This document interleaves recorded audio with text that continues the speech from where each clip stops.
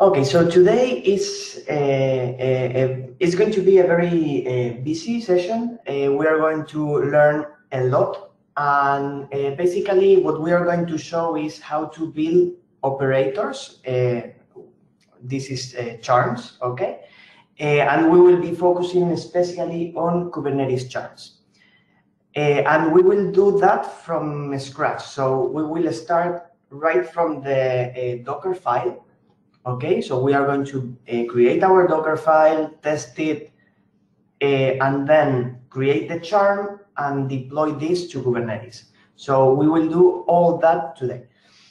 But first of all, I'm going to show some slides that are more theoretical, and also they can be considered as the go-to, as the where to go slides. Okay, so they are useful when you are developing and so on to have them in a separate window and check this, well, the information that is here. Okay, so I will start with the charm development guidelines. Okay, so one of the objectives of the charms of the operators is to do one thing well. So one charm should do only one thing. It shouldn't. So you shouldn't have, for example, as an example, a charm for OpenStack, the entire OpenStack. You should have charms in case of OpenStack, so one for Neutron, another one for Nova, and things like that, okay?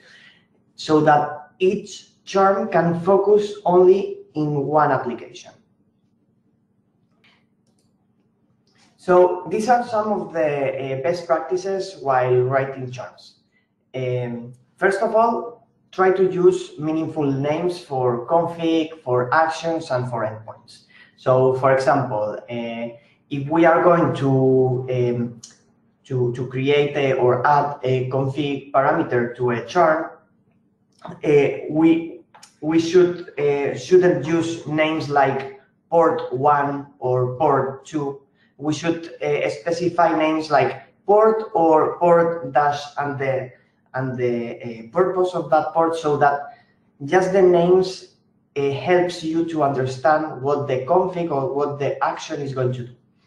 Then follow Python best practices. So write clean code, use tools for formatting like black, flake8, and things like that, meaningful names in vars and functions, and well, these are simple things that are useful for writing code anywhere. Okay, and then test your code. In this case, the operator framework, that is the framework that we will use for the charms, offers one library that is Harness, and it's really good to do unit tests for the charms. So I don't think we will have time for covering that, but if you are very interested, you can say that you are interested, okay? And then in the next Hackfests, we can try to show that too. And then an important thing is understanding the Juju concepts. So there are some hooks or events that are triggered by Juju, and that's what I'm going to explain right now. And understanding when these hooks are executed and what's the purpose of each hook or event will be necessary for us to do or develop a great operator. Okay, and then another thing is to make the best operator. So we don't want to, generally, we don't want to have one operator for MySQL here, one for you, one for me, one for each one of us. So we have like hundreds of MySQLs that are different, the ones from each other, but we want to make one that is usable in different contexts and is generic. And for that, we need to do that thing very well and express very well the endpoints and things like that. Now understanding hooks and events. And basically a hook points to a code script, okay? Or as we are going to see now, it's pointing to some functions in Python. So these are just two very simple examples.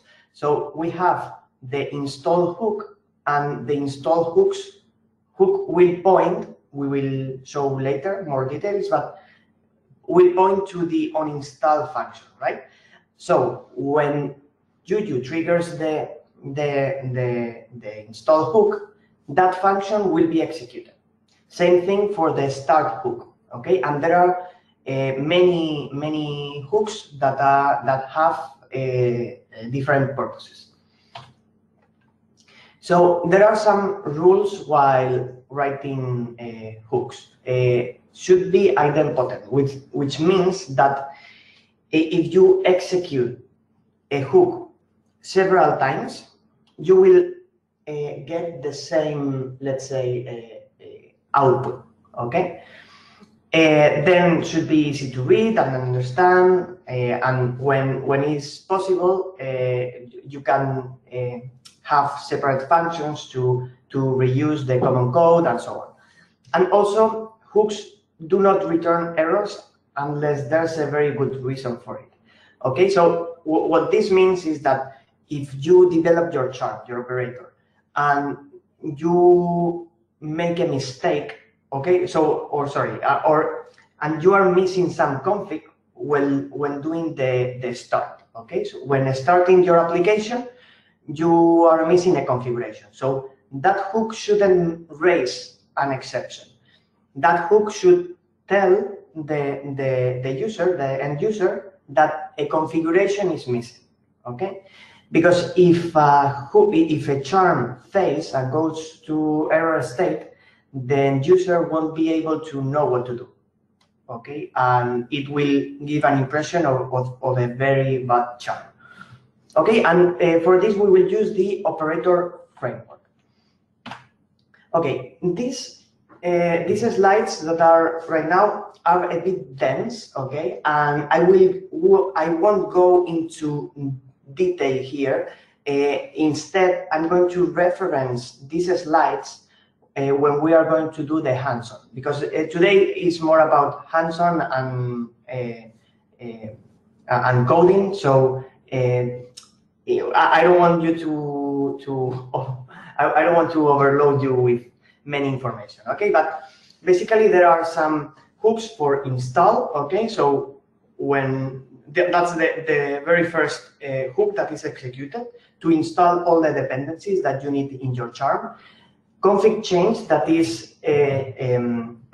is triggered every time that we do a configuration change. So the purpose of this is to reconfigure the configuration of the application and things like that. A start is to start the service that we are providing, a stop to stop the service, and then we have upgrade charm. So if we have a new version of our charm, then we will get this hook when we upgrade the charm. Update the status. This it's a hook that is executed every 5 minutes by default, and it's basically to give an output or an information about the current status of the charm of the application to the user that is using the operator. Then we have some of leader elected change. I won't get deep into those because those are a bit more advanced, and we won't be covering those today. And then we have for relations, okay? We saw relations, so this is a very important part, okay? So when a charm has a relation and another charm joins to that relation, you will get the relation joined hook. Then the relation changes when the relation data, so when the data in the relation has changed, you will get that event, also that hook, when a unit goes away or leaves the relation, you will get a relation departed, and when the relation does no longer exist, then you will get a relation broken. That's very a very short summary of what this is. You can read this slowly, and it will show you more information and more details. But this is more or less the idea. Okay, and here are some documentation links, okay, for Juju, for the charm hooks, okay, for the operator framework, and then I put one example there of a Kubernetes charm that is the squid operator, which in fact is the one that we will be making today. Okay. Okay. So now we will create. Okay. We will create one directory in which we are going to work. So it's going to be HD5.1, or if you want another name, it doesn't matter. Okay. So let's create that. Okay. And let's execute the following command. We will execute code and the name of the folder, and then we will exit the terminal because we don't need it. Okay. So with this, VS Code will open. Okay, and this is what we are going to use. So let me make this bigger. Let's continue. Now we will need to open a terminal in VS Code. For that, at the top bar, we have the option terminal and new terminal. Okay, that way we can code up here and have a terminal right there. Okay, so I will wait a couple of seconds. And now what we are going to do is we are going to copy the git clone commands that are in the path. We will copy those and we will paste them in the terminal. Okay, basically there are 3 repositories that we are going to be using. Well, the obsolete squid, I will explain it later, but we won't be using that. It's only for reference. Okay. I will wait a couple of seconds, but you have the steps in the terminal. So if you are stuck or whatever, you can go there and you just need to execute them, copy paste. Okay, now we are going to create a virtual environment. For that, we will execute sudo apt get install python 3-virtual environment, okay, VM. Okay, I have that already. Then we are going to use this install, so execute these 3 commands that are, the first one is for creating a virtual environment, okay? This one right here, VM. Then the second one is to activate the virtual environment. So everything that we install is installed in the virtual environment. And then the last one is Python 3-m pip install charmcraft. That's for installing charmcraft that we will be using for doing the charmcraft build, okay, for building the charm. Okay, and with that, we are almost done. So right now, what we are going to do is create a registry in Kubernetes. Okay, so basically we have Docker and we have Kubernetes. We will create the Docker image and we can build it and so on. But when we deploy the charm to Kubernetes, the image must be available in Kubernetes. We can do 2 things. We can create our account in Docker Hub, for example, build it and publish it there, and from there test it, okay? But that will be overloading the the network and things like that, and that's not very interesting to us. Okay, so what we are going to do is we are going to create a registry, okay, in a local registry in Kubernetes, and we can push the Dockers there, and there will be available for us. Okay, so for that we are going to cd to the squid Docker folder, okay, and there, let me show you, there's a registry.yaml, okay. This registry.yaml is, well, basically a YAML that will create a registry for us. I tested it and it works. So, so what you need to do is you need to execute this command. I won't be executing it, but it's kubectl apply-f registry.yaml. Okay, so you execute that. You can cd back, okay, back to the source, okay, cd space.doc, okay, and to check that it works, you need to execute this. So kubectl -n container, container registry get pods, okay. You can execute this. Oops.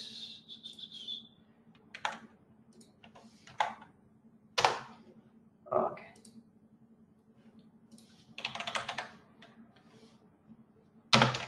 Okay, and put that in a, okay. 1 sec. Okay, watch that. Okay, and you will need to see the registry ready.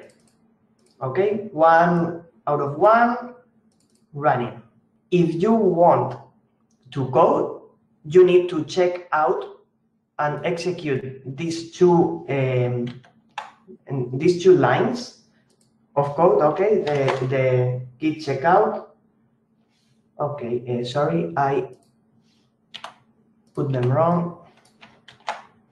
Okay, 1 sec. Okay, I will be switching to the ones that are of the Hackfest. Okay. Okay, so I want this to work. Okay, and basically, if I don't see the solution and I don't guide myself, okay, in the process of doing this, we can face lots of issues and so on, and just because of, I don't know, typing errors or, you know, but so I will be having the solution here in the left, okay, and I will be doing that or copy pasting that to the one that is empty here on the right, okay, and I will be explaining every step and things like that, because we have 1 hour and a half more, and we will be seeing a lot of things. So we need to not to risk it. If not, we will be troubleshooting the whole session. Okay, so let's start with the Docker file. So for the Docker file, there are a couple of things that we need to do. Okay, so first of all, a squid Docker. So what we need to do is first create the Docker file file, okay?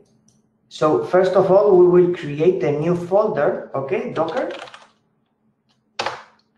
And inside that folder, we will create a file that is Docker file, okay? This will basically define what our image will look like, okay, the layers of our image to build it, okay. So first of all, we are going to put from Ubuntu Focal, okay. We are going to base the image in the latest LTS image of Ubuntu. Okay, then we can put here the maintainer, the label maintainer, and we can put you can put your email there. It's not necessary, but just if you want, you can put it there. Okay, so then we will accept one environment variable that will be the squid version. Okay, so we will do env squid version. Okay, and this is going to be the version. Okay, I already checked that that's the right version for focal and things like that, so we don't need to troubleshoot. Okay, another thing that we will do is we will actually install the package. Okay, for that we will jump into the 12th line. Okay, and for that I will put that there. Okay, copy paste, and basically the run will do an apt update. Okay, then it will do an apt install of. Okay, let me put this way so it's more visible.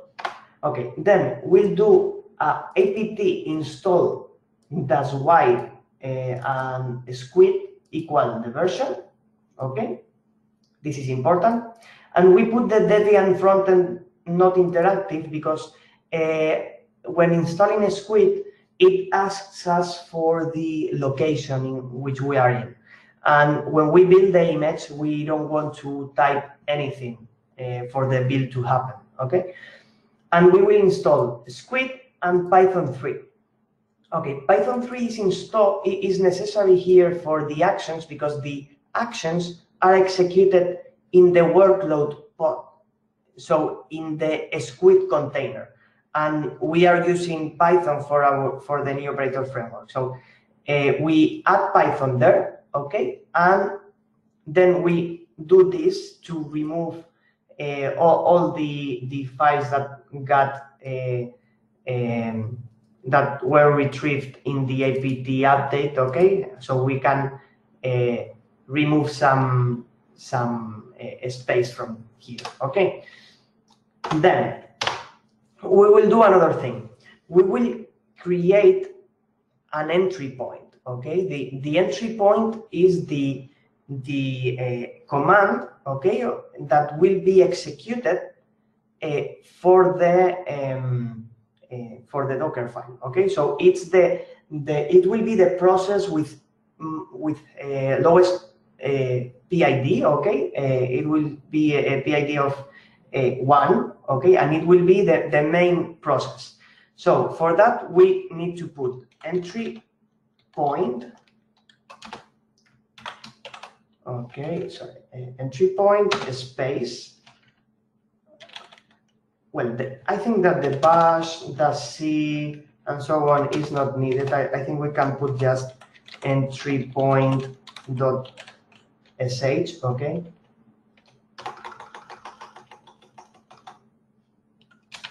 Okay, like that. Oh no, like that. No, like that. Okay. Entry point slash entry point dot sh, and we will be exposing. So expose the port for Squid is this. Okay, and it's TCP.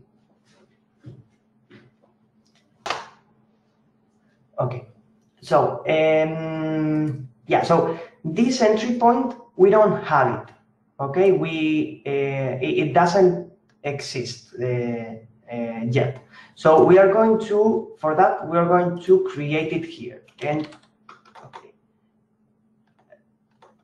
entry point dot sh. Okay. Okay, this will be our script. The script that will be executed. Okay, so if we go here to Docker entry point.sh, okay, it's very, very simple. So we start this with the following. Okay.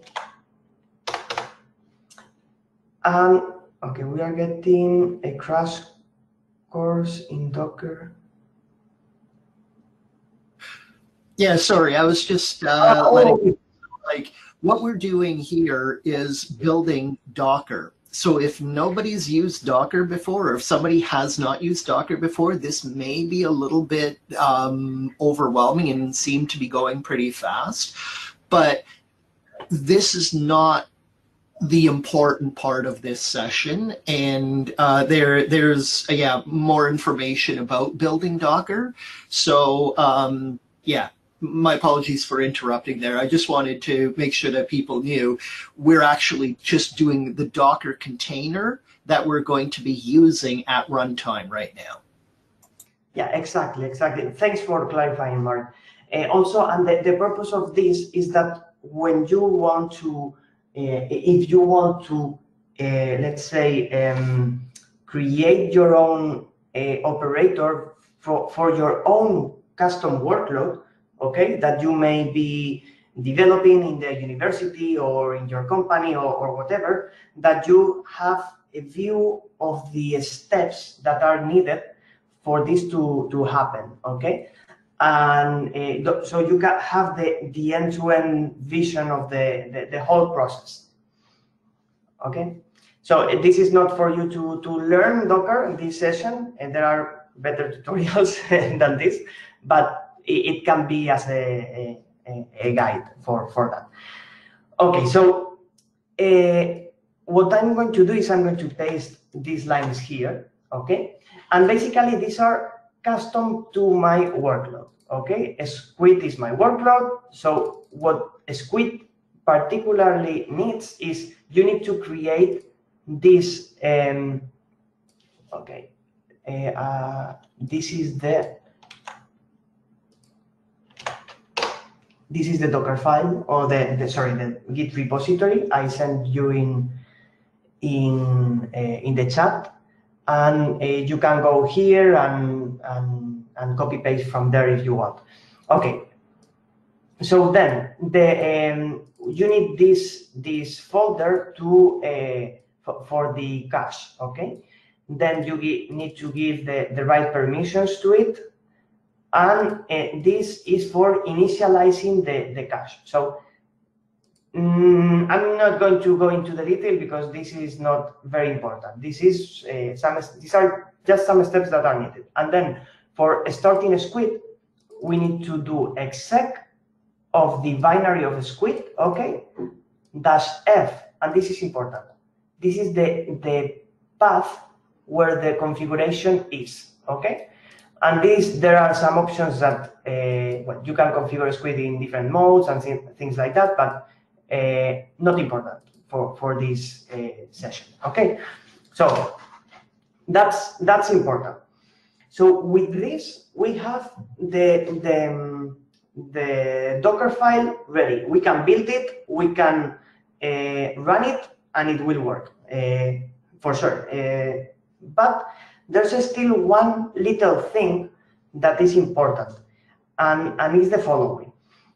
So we want this to be HA, okay? So we will have a squid in different pods, in different containers, in different pods that are running separately, okay? So because when you scale it, you scale the number of pods that you are getting from the application. So that configuration, this configuration right here, the squid config, should be the same on every pod. And Kubernetes give us some tools to mount one file to the container. Okay, these are config maps, for example. So the operator, the squid operator, the charm, will generate the configuration accordingly, okay? Because it's the charm where we add the URL, delete the URL that are allowed, and so on. And that will generate the configuration and mount it here, okay? So that's pretty important. Okay, so the problem that we will be facing, okay, and not to face it, we are going to fix it right now, is that if the config map changes, this process won't reload the configuration, so the configuration won't be applied, okay? And that's one important issue right now in Kubernetes. And there's actually one feature proposal to detect when the configuration changes and being able to execute some sort of reloading or some things like that. I saw that yesterday that there's a feature proposal over there in Kubernetes, but that's not supported right now. So what we are going to do is we are going to create a check reload script, okay, that will check for this file, okay, and if this file changes, it will reload this process so that the configuration will be applied, okay, and that will be running in the background. So we put /check reload there at the top of the file, okay.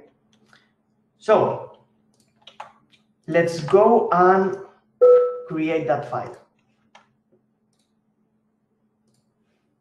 Let's go and create that file. Okay, check reload. Okay, and I'm going to go and copy paste it, but you will see that is very simple. Okay, copy paste. Okay, basically, what this does is it is a while true loop, okay? This is a while loop that will be executing in the background always, okay? And it will create a file if it doesn't exist, okay? In tmp last config. This is the last config applied. And then it will get, okay, this is a type error, okay. So we are going to get the current configuration. So for that, a very easy way of doing this is we create a hash of this file, okay, and we will dump that to tmp current config.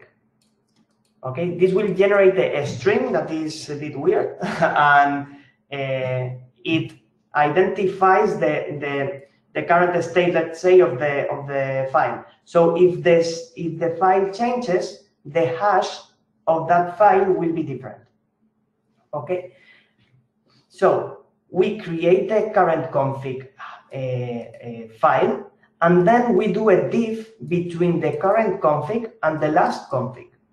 And if there's an error, this means that this will fail. Also, it gives like not exit 0, but exit 1. Then we will do this. All this.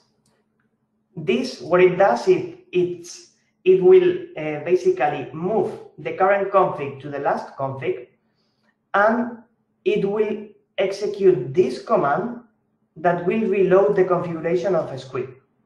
Okay, as easy as that. And then sleep 2 seconds, and that's it. We don't need to do anything else. Well, yeah, in fact, we need to do it. We need to go here to the Docker file, and there are some things missing. We need to actually add both scripts, the entry point and the check reload. We need to add them to the Docker file, or to the Docker image, sorry, and give them the right permissions. Okay. And with that, in less than half an hour, I think we have done the Docker file that will auto-reload itself when the configuration changes. So it's really good. Okay, So right now, what we are going to do is we are going to go here, okay? And so follow the instructor here, it says in the path, okay? So what I'm going to do is I'm going to cd to the squid docker, sorry, folder, and I'm going to build the image with this command that is in the path, docker build of the Docker file.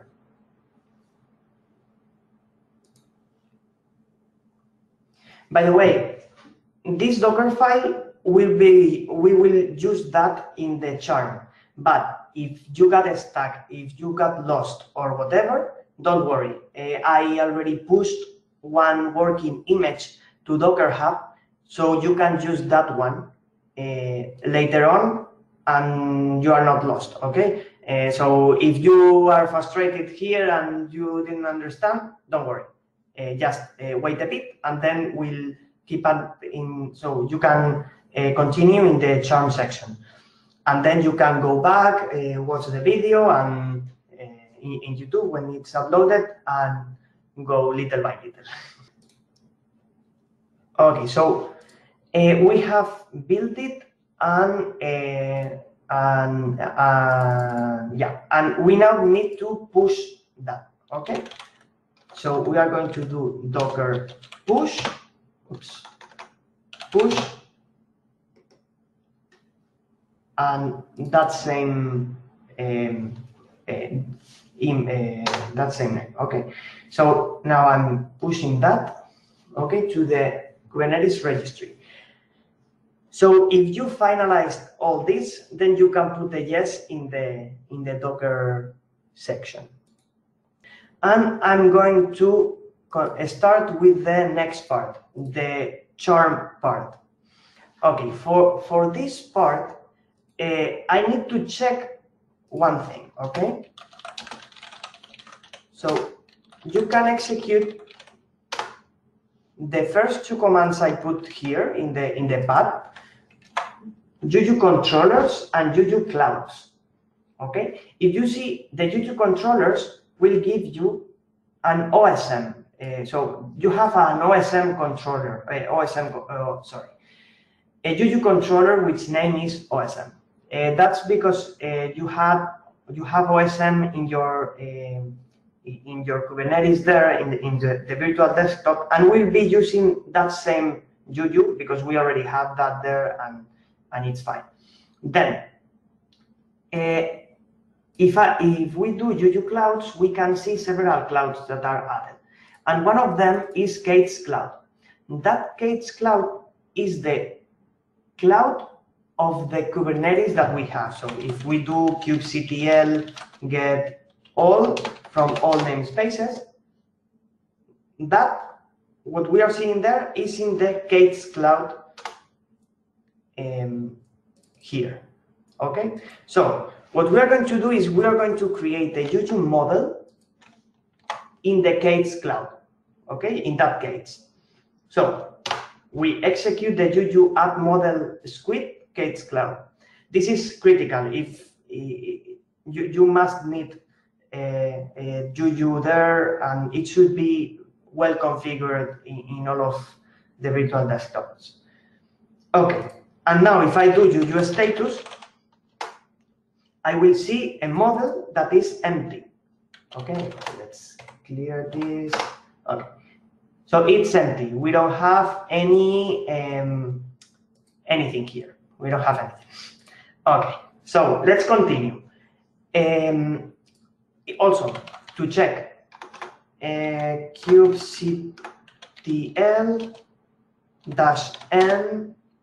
squid, that is the name of the model, get all.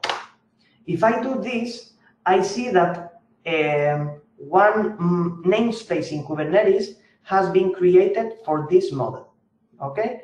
And we have the model operator that I won't be explaining, but there's one operator for managing the whole model, okay?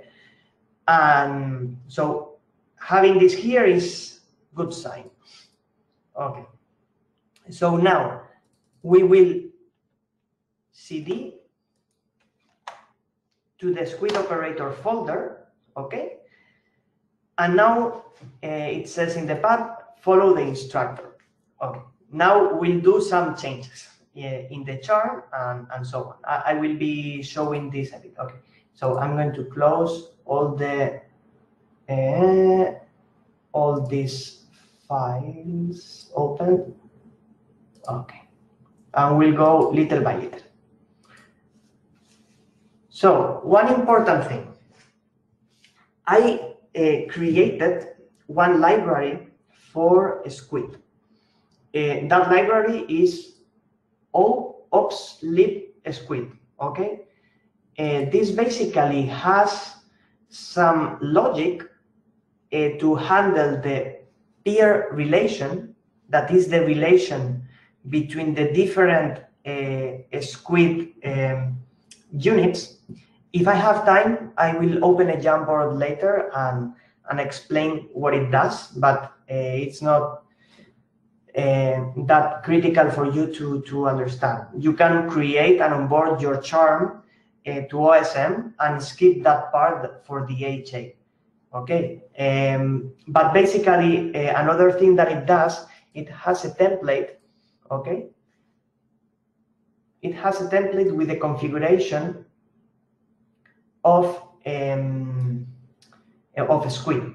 This is what will be mounted to the containers with Kubernetes. Okay, so this is quite important. Why I did this? First of all, because this is a very good way to encapsulate some code that is for Squid and that can be used in this charm, but it can also be used in another charm that can be a machine charm, okay? Not a Kubernetes charm, but a machine charm with actual for VMs and so on. The same library can be used for both charms and so on. But also another purpose of why I did that is to avoid you having to struggle with some things and just use that library with the functions that it provides. And now the charm code will be much simpler and it will be easier for you, okay? So saying this, we have the squid operator here. So let's start. Let's start with the metadata. So here, we don't need to touch anything, but I just want to point some things, okay? The metadata has, well, things like name of the charm, summary, maintainers, description, tags, series, that is Kubernetes, okay? Which is good.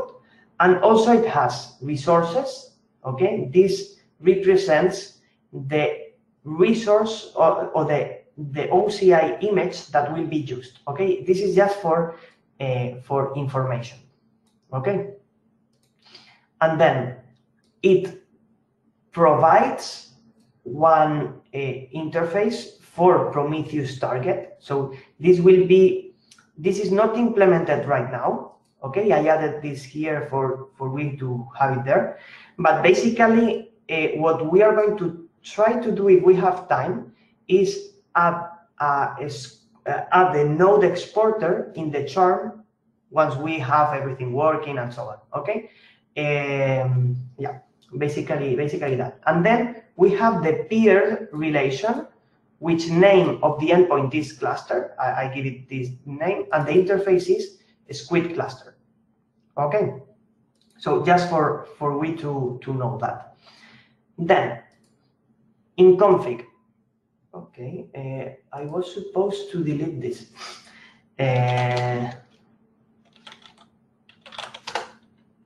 Okay, sorry about that. This shouldn't be here until the next, until we implement the node exporter. So I'm going to go ahead and remove it. You can leave it, don't worry.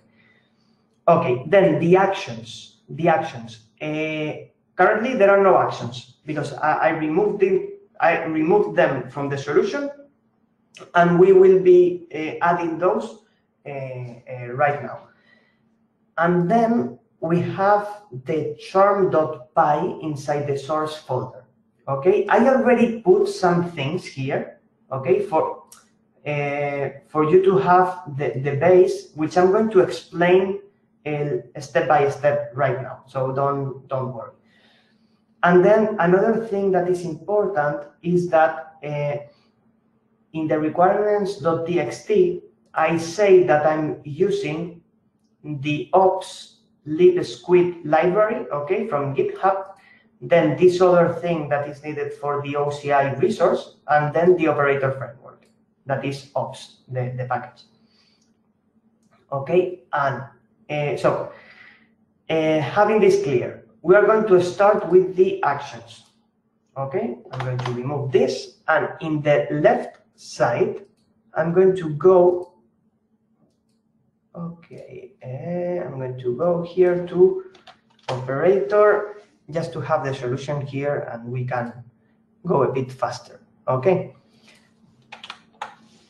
For all of you, for reference, I'm going to paste the link of GitHub of that repo, both in the pad and in the chat. Okay. And also for you to have it in the pad, I'm going to paste here the URL for the squid Docker that we used before. Okay. So let's continue. Okay. Let's go to operator here, actions. So we are going to add two actions. Add URL, okay, and delete URL.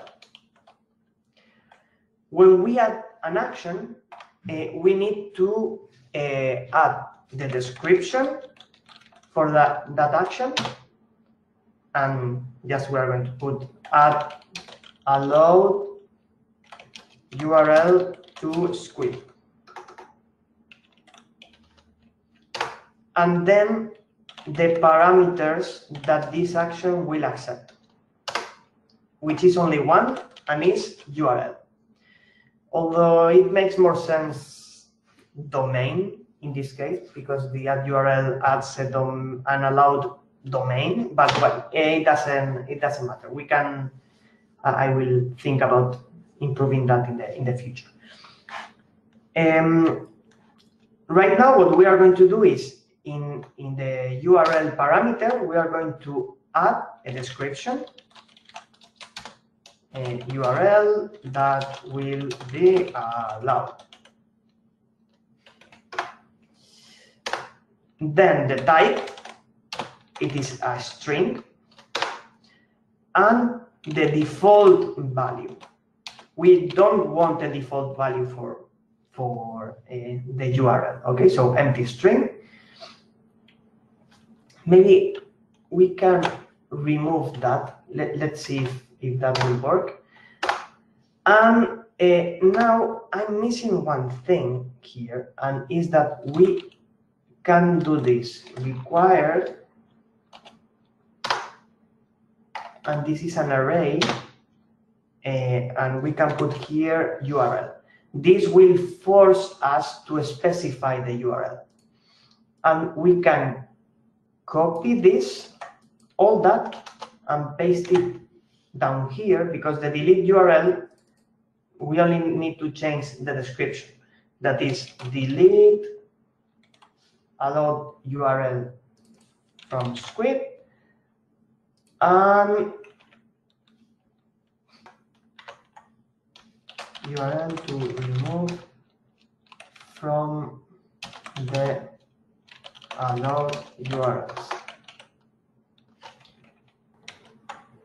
I'm going to copy that here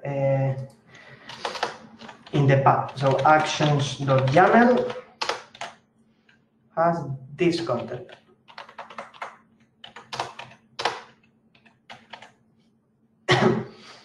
You can copy and paste it.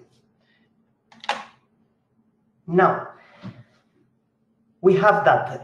This is just, sorry, I forgot to mention. So this is just the high-level description or information about the actions that are exposed by this charm.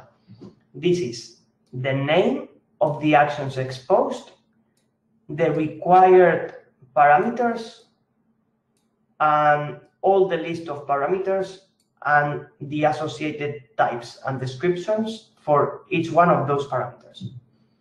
Nothing else. So this is not actual code. This is just a definition of the actions.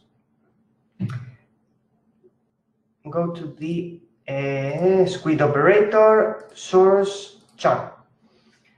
I have the solution in my left, and I'm going to go and edit the right part, so this basically. First of all, I'm going to explain a couple of things. Right now we have one function only.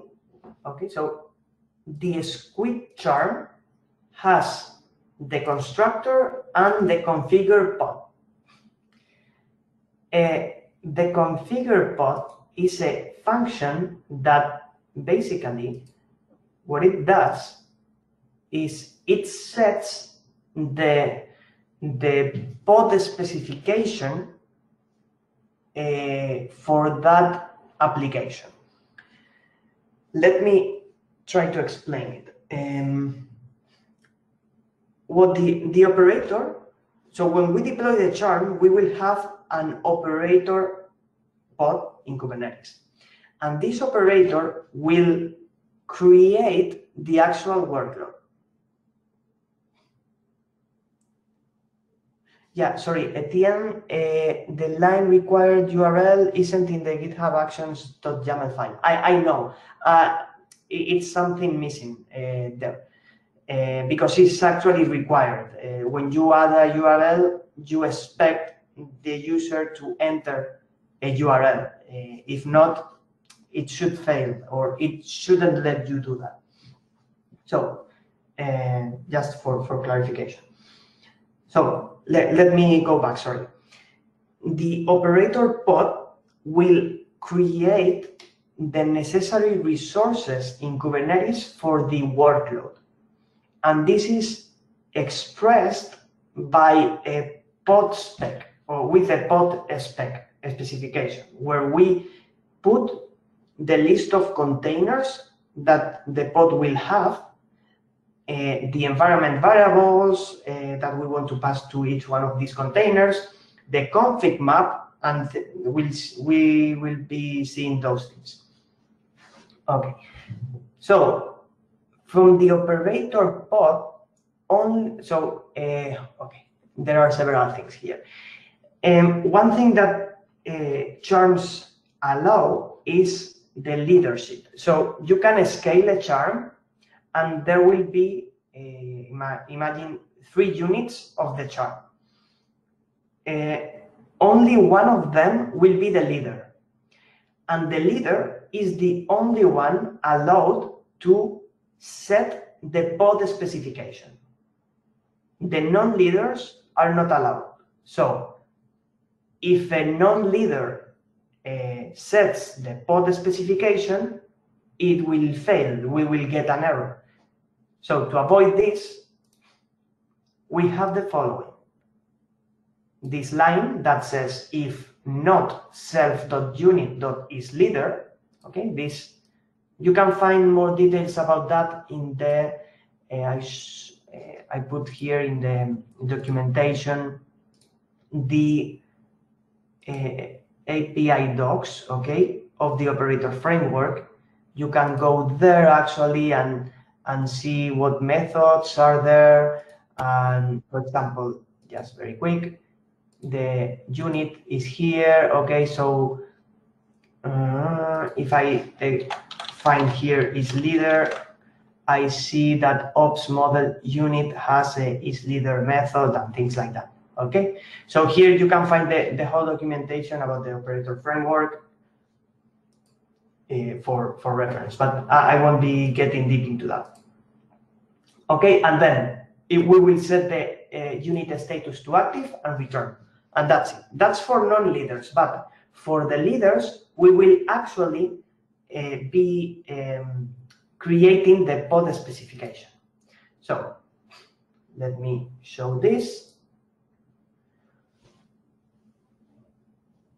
So here we update the status, say that we are fetching the image information, and with image info self image fetch, image is defined here, okay, and we specify the OCI image resource by specifying there the image name, the resource name, and this should be the name of the resource here in the metadata, okay? And you don't need to understand everything right now. I know this might be a lot of things altogether. And then what we are going to do here is, let's continue with the configure part. So we fetch the image information, okay? And then we create an array of containers, which will have only one container right now. And we specify the name of the container that will be the application name, okay? We can access that, in fact, only with that, with self.app.name. Then the image information that we fetched there. Then the ports. The ports have one name, that is a squid. Container port is this one, and protocol TCP. And then in the volume config, and this is important, we have created one config that is the name is config. The mount path is etc squid, and the file name, only one file there, squid.conf. And just to remember, if I go to the entry point of the squid, etc squid.conf is the config file that will be used by the process. So that file will be mounted from the operator. And to avoid you having troubles and so on, as I said before, the ops-lib squid library, okay, that I am importing something here, okay, ops-lib squid cluster, okay, I'm importing the squid cluster class. I am creating an instance of that class here, self-cluster, okay, and I'm specifying here a squid cluster, passing the charm object, and this is the name of the relation, that is cluster, okay, in metadata here, peers cluster, this is the name of the endpoint for the peer relation, okay, and that class will handle everything about the peer relation. We don't need to bother. If you want to know more, you can go and find more information or see the actual code here in this library. But the squid cluster that is defined here, it's less than 100 lines. That's 100 lines of code. Okay, this handles both the peer relation and also the generation of the configuration of a squid. Okay, and also one thing I wanted to show is that if I go to the definition where this is defined, I define the property that is a squid config. Okay, this will generate the config for me. So in the charm.py, if you see here, in the content of that squid.conf, I have self.cluster.squid.config, the property. And that will give me here the content of that file. I'm missing the implementations of the actual actions, okay? Because we added the actions.yaml right there, but we need to implement them. So yeah, what we are going to do is we are going to implement it. That is just adding these 2 lines and these 4 lines, nothing else. So it's easier impossible. Okay, so let's go to the constructor here. I'm going to go, and here below the config change here, I'm going to do self.framework.observe. And this function accepts two elements. One of it is the actual hook, okay, that is self.on dot, and then we put the name of the action at URL. Okay, if you see the actions.yaml, it was add -URL. But if we put a hyphen here, it will fail because it doesn't work for Python to have, so it will give us a syntax error. So hyphens are replaced by underscores, okay? And then this is an action hook. So the name of the action is followed by _action, okay? So this is the name of the event, okay, that we will be observing.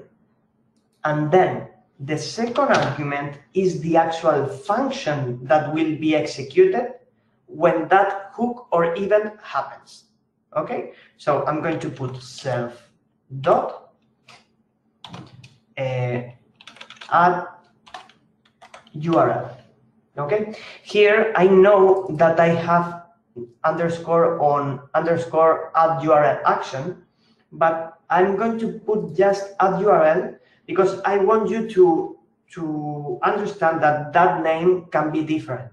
That name is just the name of the function that you can call whatever you want, that function. Okay, so we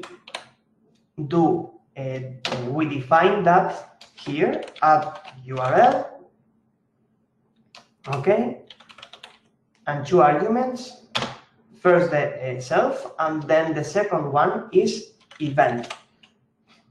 Okay, so when this action happens, we will get an event here, an event object there.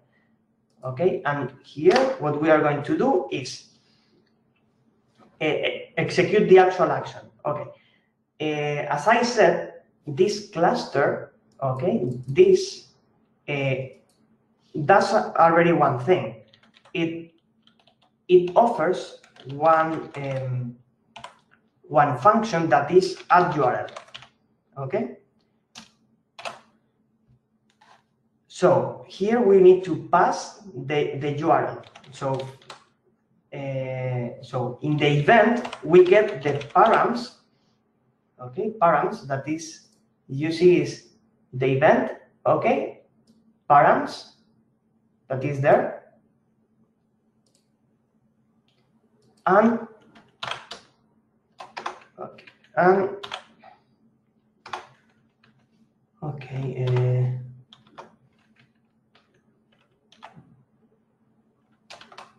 it's tricky to add that. Okay, params, and then between brackets we put braces, we put URL. Okay, and that's it. We don't need to do anything else. Then we will copy this there. So duplicate that function, and instead of add, we will put delete. And instead of calling the add URL, the cluster add URL, we will call delete URL. okay? But the params and so on, it's the same. And we will copy this line, the observe, and instead of add, we will put here the leaf.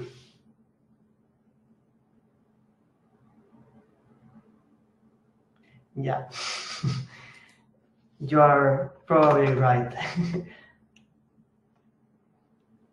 Okay. Delete, that points to this function that we'll call self-cluster delete URL, and add URL that calls this function self-cluster add URL.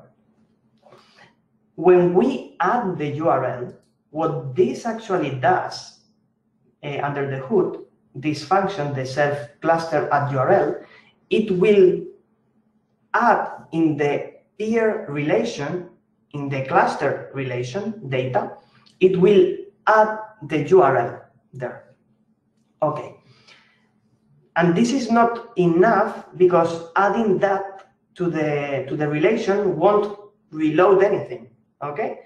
So when we write into the relation, we will get a relation change hook, a relation change event, and that's very important and is defined right there. Okay, relation changed. Okay, and basically here we say that on cluster relation changed, we call configure pod. So this means that when we are going to add the URL, the data will be in the relation, we will get the relation changed, and this configure pod will be executed. So we will build the pod spec again, and here in the content, we will get the squid config. And that will be mounted.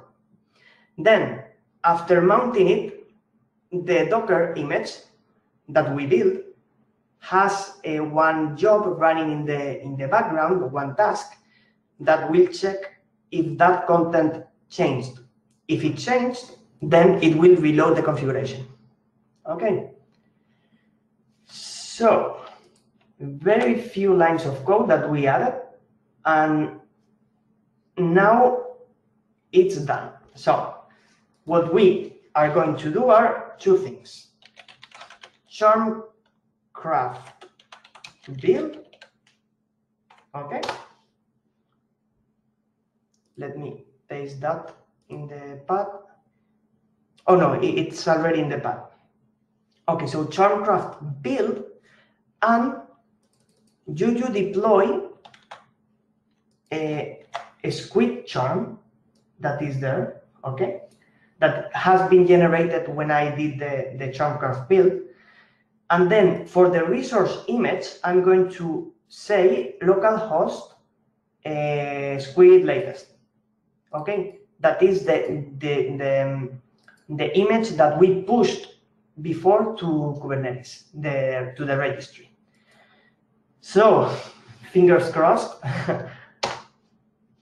we execute that and we can see this here. So, I might have done some mistakes, maybe, or maybe not. Probably not. Okay.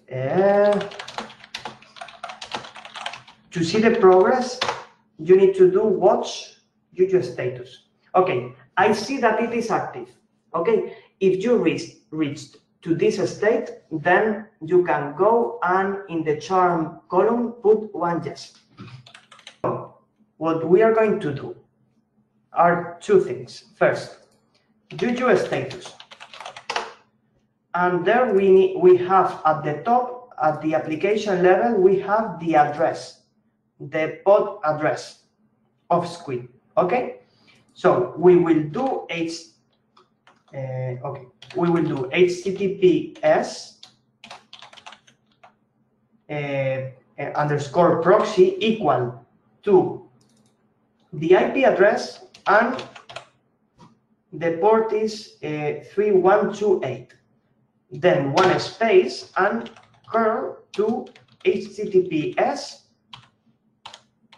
OSM.etsy.org, and we will get an error. Okay, let me put this here. Okay, we get an error. Then we will execute the action. So if I copy paste this, it will say unit 1 or 0 not found. That's normal, and it's because I upgraded the charm, so I have unit 1. But all of you, I probably won't have upgraded it. So you need to put 1 or 0, the unit name that you have. Okay, and then so just copy paste that. Okay, and we are giving the URL osm.etsy.org. Okay, executing it. Okay, and also you can add a --wait, and that will show you that the action completed. But for me, I'm going to do Juju show action output 3, and it says completed. Okay, if I execute this, the same watch, so if I execute the same command, okay, this one, now I get something. Okay, this can take a bit because when we upload or when we upgrade the config map, it's not immediate, and it might take a couple of seconds for Kubernetes to mount the new file and so on. So don't worry if it doesn't work immediately. I'm going to do one more thing. I'm going to do Juju scale application, a squid to 3 units for all of you that have finished. Okay, execute this command. I'm going to paste it in the path. Scaling.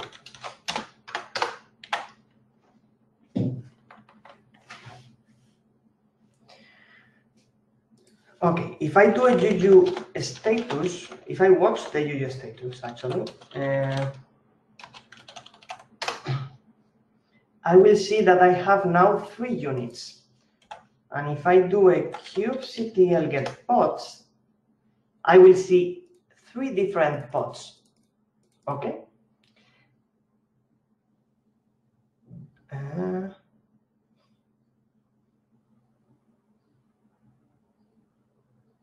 Can we copy the Hackfest scripts in a local machine for reference? Oh, okay. I think that's not regarding this session, I think. Okay. No, it's general.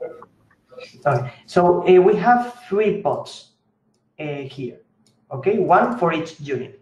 In this case, it doesn't make any sense because we only have 1 worker in Kubernetes, 1 node, and basically all pods will be scheduled in the same pod. But imagine we have 3 VMs or 3 bare metal machines, and each one of them has 1 Kubernetes worker, and the workers or the nodes can be found here. So if I do get nodes, I see that this only has 1.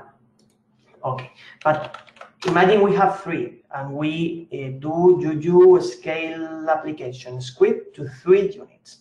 So if that happens, then each one of these will be scheduled or put in a different worker, and that's cool because if we lose one of the VMs or the workers, the rest of them will be still active. In this case, if we lose this machine, then we lose everything because all of them are scheduled in the same one. Okay, and so to test that this works, okay, I'm going to do, so I'm going to execute an action, okay. The action needs to be executed by design because I did it that way in the leader Okay, if you do Juju status, the one with the asterisk is the leader. So if I do the Juju run action, and this time I'm going to add, I don't know, ubuntu.com, okay? And very, very, very fast, I'm going to do a watch of a curl to https ubuntu.com. Okay, the config map didn't get updated yet, okay? So I'll need to wait probably a few more seconds. Okay, because I went a bit fast and this is supposed to work. Let's wait a bit.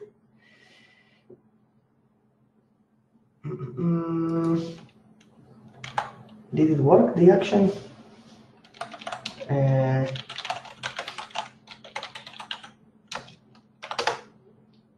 Yeah, it worked. Let's see. Okay, yeah, now it's working, Yeah, okay. So, but if I do a watch, this will be executed, I think, every 5 seconds or every 3 seconds, probably, I don't know, or every 2 seconds, I don't know. But in each one of the requests, okay, that's interesting.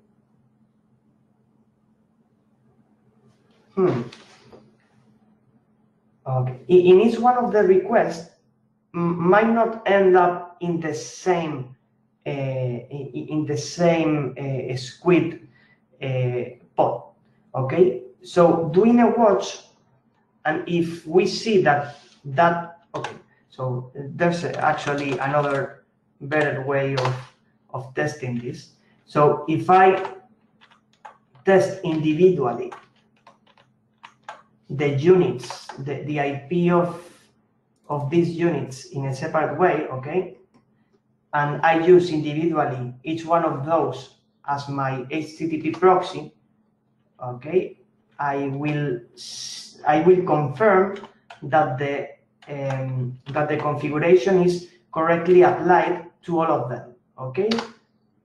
Okay, for 3 and for 5 worked for me, and now for 4.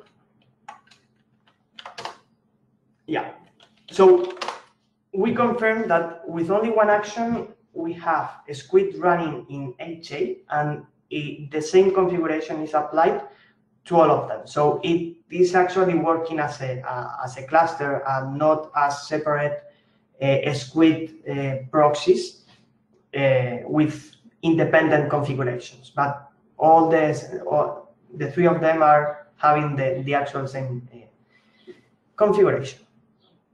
Okay, I think that the exporter, we don't have time to do it, but just for reference, is just adding the exporter container, okay, here. So append the exporter container, add one enable exporter configuration, that is a Boolean, in the config.yaml here. That's it. And that will create the exporter.